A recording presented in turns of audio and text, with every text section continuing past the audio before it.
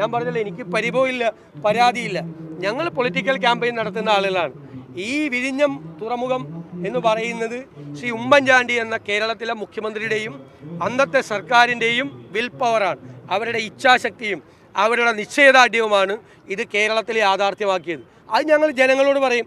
കേരളത്തിലെ ജനങ്ങൾക്ക് നന്നായിട്ട് അറിയാം. വല്ലവരും ചെയ്തതിൻ്റെ പിതൃത്വം ഏറ്റെടുക്കുക എന്നതാണ് ഈ മുഖ്യമന്ത്രിയുടെ സ്ഥിരം പരിപാടി. അതാണ് അദ്ദേഹം ചെയ്തുകൊണ്ടിരിക്കുന്നത്. അല്ല, വിഴിഞ്ഞത്ത് അവർ നമ്മളെ ക്ഷണിച്ചില്ല. അത് അവരുടെ തീരുമാനമാണ്. എനിക്കതിനകത്ത് പരിഭവവും പരാതിയൊന്നുമില്ല. ആദ്യം കപ്പൽ അടുത്ത സമയത്ത് വിളിച്ചിട്ടുണ്ടായിരുന്നു.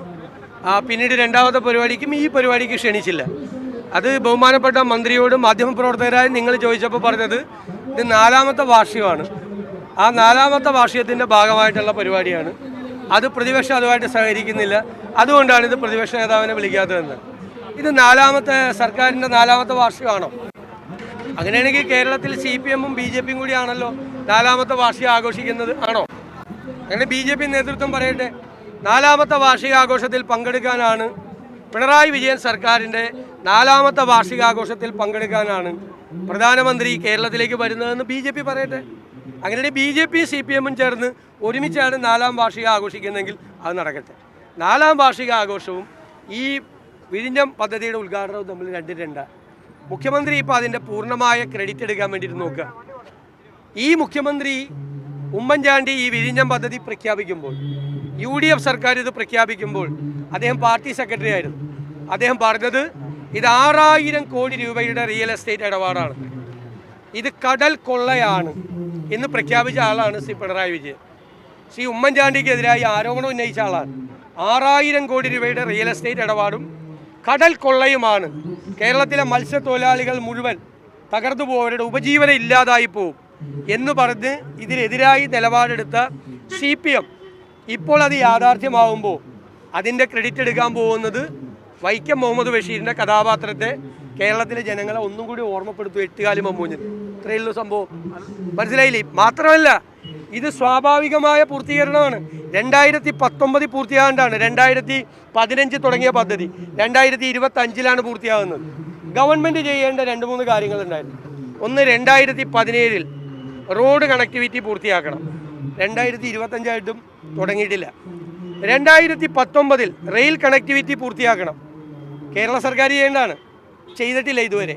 2025 ഈ സർക്കാർ ചെയ്യേണ്ട ഒരു കാര്യവും വിഴിഞ്ഞം പദ്ധതിയുമായിട്ട് ചെയ്തിട്ടില്ല.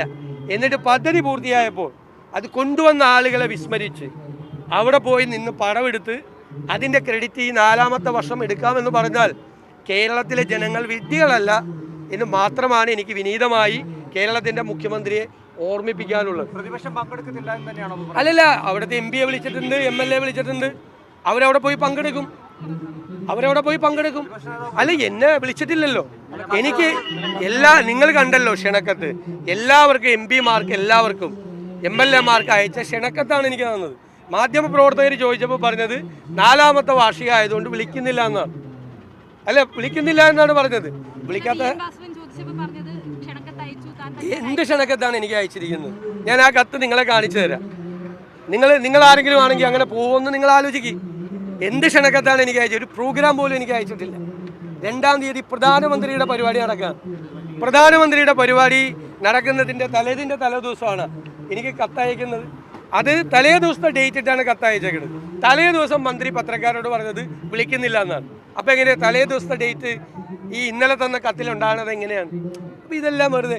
അത് ജനങ്ങൾ പ്രതിഷേധിച്ചപ്പോൾ, രാഷ്ട്രീയമായും എല്ലാ പ്രതിഷേധവും ഉണ്ടായപ്പോൾ അത് മറച്ചു വയ്ക്കാൻ വേണ്ടിയിട്ടാണ് ഇങ്ങനെ അവ്യക്തമായൊരു കത്തയച്ചിരിക്കുന്നത്. ഞാൻ പറഞ്ഞല്ലോ, എനിക്ക് പരിഭവമില്ല, പരാതിയില്ല. ഞങ്ങൾ പൊളിറ്റിക്കൽ ക്യാമ്പയിൻ നടത്തുന്ന ആളുകളാണ്. ഈ വിഴിഞ്ഞം തുറമുഖം എന്ന് പറയുന്നത് ശ്രീ ഉമ്മൻചാണ്ടി എന്ന കേരളത്തിലെ മുഖ്യമന്ത്രിയുടെയും അന്നത്തെ സർക്കാരിൻ്റെയും വിൽ പവറാണ്. അവരുടെ ഇച്ഛാശക്തിയും അവരുടെ നിശ്ചയദാർഢ്യവുമാണ് ഇത് കേരളത്തിൽ യാഥാർത്ഥ്യമാക്കിയത്. അത് ഞങ്ങൾ ജനങ്ങളോട് പറയും. കേരളത്തിലെ ജനങ്ങൾക്ക് നന്നായിട്ട് അറിയാം. വല്ലവരും ചെയ്തതിൻ്റെ പിതൃത്വം ഏറ്റെടുക്കുക എന്നതാണ് ഈ മുഖ്യമന്ത്രിയുടെ സ്ഥിരം പരിപാടി. അതാണ് അദ്ദേഹം ചെയ്തുകൊണ്ടിരിക്കുന്നത്.